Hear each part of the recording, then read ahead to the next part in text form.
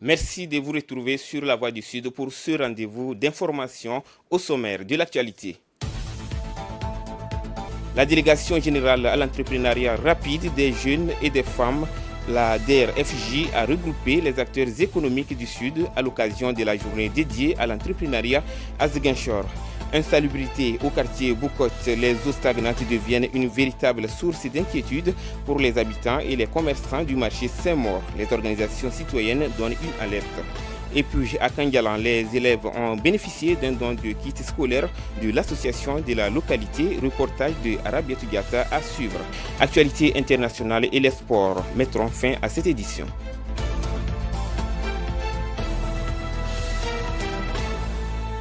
Merci à tous et bienvenue. Je le disais tantôt, promotion de l'entrepreneuriat régional, la délégation générale à l'entrepreneuriat rapide des femmes et des jeunes, la DRFJ, a organisé une journée dédiée à l'entrepreneuriat. Les acteurs économiques venus de toutes les contrées de la Casamance se sont partagés les idées. Reportage de Aminata Touré. La place Bambaya de Ziguinchor a accueilli ce mercredi 29 octobre 2025 une journée dédiée à la promotion de l'entrepreneuriat dans la zone sud, organisée par la délégation générale à l'entrepreneuriat rapide des femmes et des jeunes. La rencontre a réuni autorités locales, associations, femmes entrepreneurs et jeunes porteurs de projets autour d'un même objectif: valoriser et renforcer le tissu économique local. S'inscrivent pleinement dans la mission de la délégation générale à l'entrepreneuriat rapide des femmes et des jeunes, la DRFJ, qui est de soutenir, accompagner et valoriser les initiatives entrepreneuriales partout au Sénégal, avec une attention particulière pour les territoires. Elles traduisent notre engagement à bâtir une économie inclusive, portée par les talents locaux et adossée à un écosystème entrepreneurial fort et durable. Un espace d'opportunité qui met en lumière le dynamisme et la créativité des acteurs économiques du sud du Sénégal. De valeurs locales et favoriser la durabilité des initiatives entrepreneuriales. Ici en Casamance, cette ambition nationale se concrétise à travers le plan Diomaye pour la Casamance. Ce plan constitue la feuille de route de l'État pour relancer le développement de la région après des décennies de conflits et de marginalisation.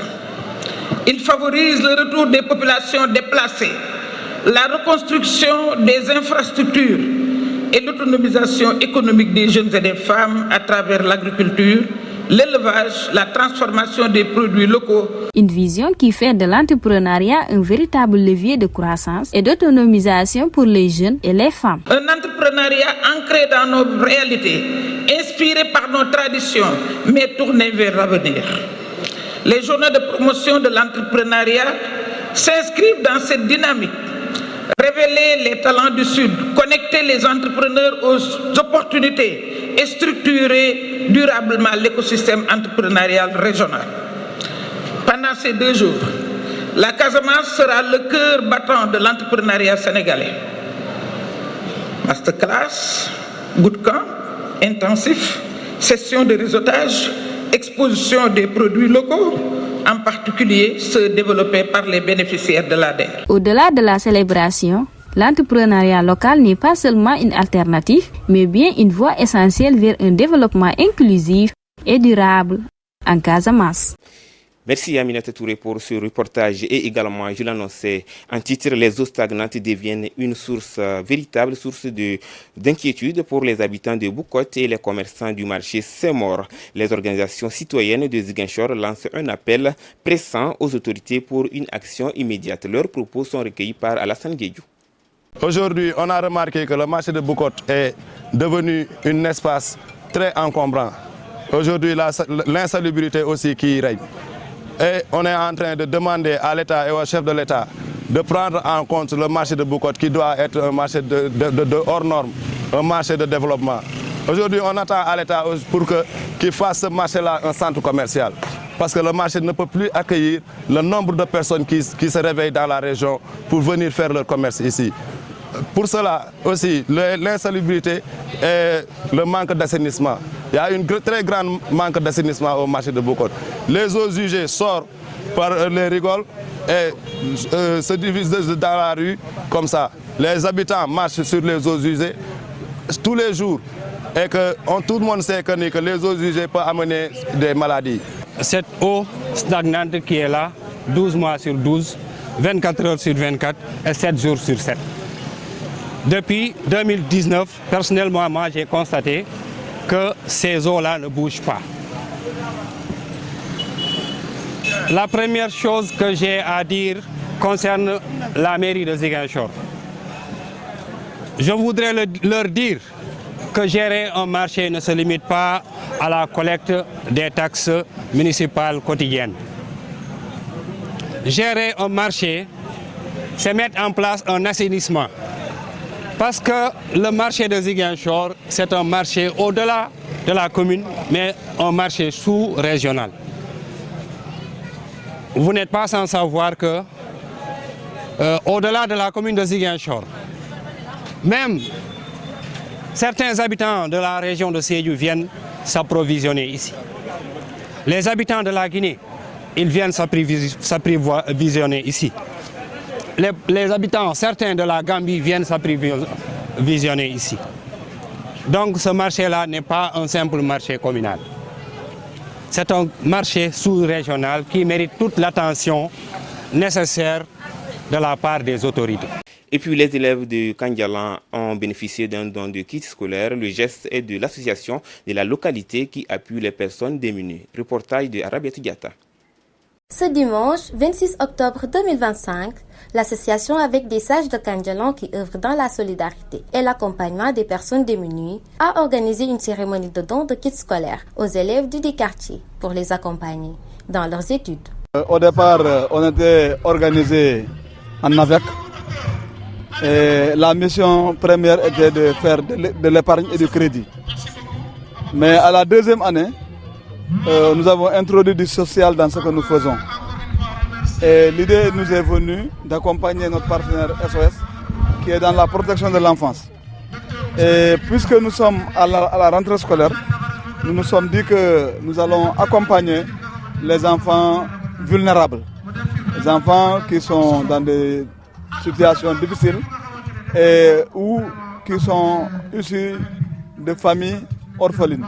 La marraine de cette journée a magnifié cette belle initiative et appelle aux bonnes volontés de faire de même. Un honneur et une fierté d'être là aujourd'hui. Et je n'ai pas regretté d'être venu parce que le président de AVEC, pour les sages là, M. Mané, on se connaît depuis longtemps. Et quand il a eu à penser à moi, je dis vraiment, je ne vais pas déroger à la règle. Il faut que je sois présente pour l'accompagner, pour l'assister. Et c'est ce que j'ai eu à faire aujourd'hui. Donc pour louer vraiment l'esprit de solidarité qui anime l'AVEC à travers son président et ses membres. Et puis surtout de penser aux couches vulnérables. Parce qu'aujourd'hui vraiment on dit éducation pour tous. Mais tous les enfants n'ont pas les mêmes chances pour aller à l'école. Donc s'il y a des partenaires, des parrains qui sont là pour aider ces enfants pour aller de l'avant, étudier comme leurs collègues, vraiment c'est une chance. Et je tiens à saluer vraiment ce geste. L'un des bénéficiaires a montré son contentement et charge ses camarades de bien travailler à l'école. En tout cas, moi je suis content. Et j'aimerais les remercier à cause de ça. En fait, je suis tellement content, je suis vraiment content. Je vais travailler à l'école, je vais redoubler des efforts. Et en tout cas, je fais de mon mieux. Moi, je dis à tous camarades de bien travailler à l'école parce que nos parents se fatiguent pour nous. Ils vont toujours au travail pour nous. En fait, ils vivent leur vie pour nous. Cet événement qui avait rassemblé l'association avec leurs partenaires, les parents et les élèves était un moment très important pour l'éducation des enfants, car ce don réduira beaucoup de charges aux parents, mais permettra également aux enfants de mieux travailler à l'école. Merci Arabiatou Diatta et sans transition, nous passons dans d'autres régions du Sénégal pour y découvrir. C'est avec Fatou Fifisila. Bonjour Amidou. Démarrons cette actualité nationale à l'université Cheikh Anta Diop de Dakar où une tragédie s'est produite ce jeudi au pavillon A, causant la mort d'un étudiant et blessant grièvement deux autres. Selon l'Observateur, dans son édition de ce vendredi 31 octobre, de puissantes explosions se sont produites vers 7 h du matin dans le hall du pavillon A, semant la panique parmi les résidents. Pris de peur, plusieurs étudiants des étages supérieurs ont tenté de fuir en sautant des balcons. Parmi eux, El Hadji Mohamed Nyon, étudiant en licence 3 au département d'arabe, a succombé à ses blessures lors de son évacuation à l'hôpital principal. Ses camarades Ousseynou Gueye et Djibi Diagne ont été admis aux urgences avec de graves blessures aux membres supérieurs. Dans le département d'Oussouye, une tragédie a secoué le quai de pêche du Cap Skirring avec la mort d'un jeune mortellement poignardé. Issa Diallo alias Black aurait été tué par le nommé El Kaza de 2 coups de couteau. Ce meurtre a suscité la colère des jeunes du quartier où résidait la victime. Après de fortes agitations au niveau du quai de pêche, la tension est retombée, selon nos confrères de Seneweb. Le corps d'Issa Diallo a été évacué par les sapeurs-pompiers et le présumé meurtrier a été interpellé par les éléments de la brigade de gendarmerie du Cap Skirring. Terminons cette actualité nationale avec le personnel civil et militaire de la présidence de la République qui s'est mobilisé pour une journée de don de sang. Répondant à l'appel du directeur général du Centre national de transfusion sanguine, rapportent nos confrères du journal Le Soleil. Maritéou Niane, directeur de cabinet du président Bassirou Diomaye Faye, a pris part à l'opération et a invité les citoyens à suivre cet exemple. Dans ses propos, il a rappelé que le sang ne peut être fabriqué et que le don de sang est un acte de solidarité et un devoir civique. Le directeur Daouda Seck, directeur général du CNTS, a pour sa part salué le leadership de la présidence et la portée citoyenne de cette initiative. Et voilà, Amidou, ça n'est tout pour cette page d'actualité nationale. Merci Fatou Fifitila pour ce tour des régions du Sénégal. À présent, donc, nous allons sur l'international. C'est avec Mariama Pouy. Bonjour Amidou, nous allons faire un tour à l'international pour parler de l'actualité phare de la semaine. Nous allons démarrer ce voyage en Côte d'Ivoire. Après les résultats provisoires de la présidentielle annoncée, la commission électorale indépendante prépare désormais les élections législatives du 27 décembre. Le dépôt des candidatures est ouvert à partir de ce 31 octobre. La justice ivoirienne a annoncé mardi l'ouverture d'une enquête sur les violences électorales qui ont frappé le village de Naïo, dans l'ouest du pays, faisant 3 morts et 19 blessés selon les autorités. Autour de cet événement tragique, des récits contradictoires s'affrontent. La Russie a lancé une nouvelle attaque massive contre des sites énergétiques ukrainiens dans la nuit de mercredi à jeudi, en faisant 3 morts et provoque de vastes coupures d'électricité dans le pays. L'armée russe qui envahit l'Ukraine depuis bientôt 4 ans a lancé ces dernières semaines une nouvelle campagne de frappe ciblant le réseau énergétique à l'approche de l'hiver. Pendant la nuit, l'ennemi a utilisé plus de 650 drones et plus de 50 missiles de différents types pour frapper des installations énergétiques et logements ordinaires dans 10 régions d'Ukraine, a dénoncé le président ukrainien Volodymyr Zelensky sur les réseaux sociaux. 6 ans après leur dernière entrevue, le président américain et son homologue chinois ont tenté jeudi en Corée du Sud de finaliser une trêve commerciale. Donald Trump a qualifié la rencontre de grand succès, affirmant que le dossier des terres rares était réglé et que des taxes douanières à l'encontre de Pékin allaient diminuer. Une rencontre censée apaiser la brutale guerre commerciale qui les oppose et qui ébranle toute l'économie mondiale. C'est ici que prend fin notre voyage à l'étranger. Et vous l'avez compris, l'actualité des sports, c'est avec Lansana Diémé. Bonjour. Bonjour, démarrons les actualités sportives par les I-17. Les Lionceaux en route pour le Qatar. Malgré les incertitudes de ces derniers jours concernant la remise du drapeau, les joueurs et le staff ont finalement pris la route du mondial. Une vidéo publiée par la Fédération sénégalaise de football montrant les Lionceaux à l'aéroport, souriants et concentrés, prêts à défendre les couleurs de la nation sénégalaise sur la scène mondiale. Les protégés de Pape Ibrahima Faye poursuivront leur préparation au Qatar avant leur premier match prévu le 3 novembre 2025 face à la Croatie, avant d'affronter successivement le Costa Rica le 6 novembre et les Émirats arabes unis le 9 novembre dans le groupe C. CAN féminine 2026. Un engagement, une défense de fer et 2 anges gardiens. Comment les Lions ont arraché la qualification à la Côte d'Ivoire. Après le 0-0 à l'aller, les Lions ont joué un match parfait pour tenir un nouveau Nil vierge en terre ivoirienne avant d'arracher leur ticket qualificatif pour la CAN 2026 au tir au but. Une qualification fondatrice. Peut-être que cette courageuse équipe du Sénégal doit en grande partie à son abnégation, sa défense, mais aussi bien évidemment à 2 anges gardiens. Une 3e qualification d'affilée, ces Lions peuvent-elles voir plus loin?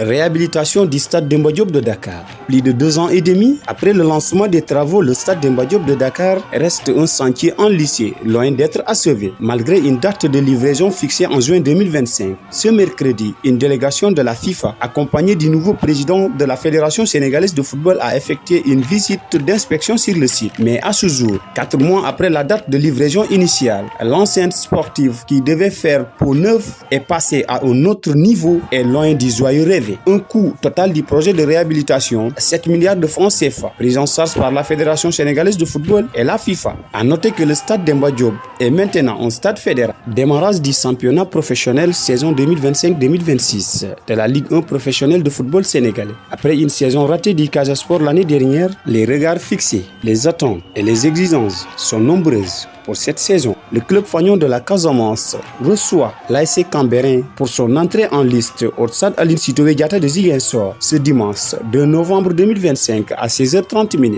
Nous terminons par une nouvelle qui a surpris tout le monde. Khalidou Koulibaly, étudiant à 33 ans, voilà une image inattendue mais inspirante. Le défenseur sénégalais d'Al Hilal a repris ses études l'année dernière tout en poursuivant sa carrière professionnelle au plus haut niveau. Formé à FC Metz et passé par le Naples où il est appelé la Miraille d'Italie. Et Kelsey, le capitaine des Lions de la Teranga, a choisi une licence en management du sport, dispensée par la prestigieuse université italienne Louise, un choix logique pour celui qui a passé plus de 8 ans en Serie A et qui parle couramment italien.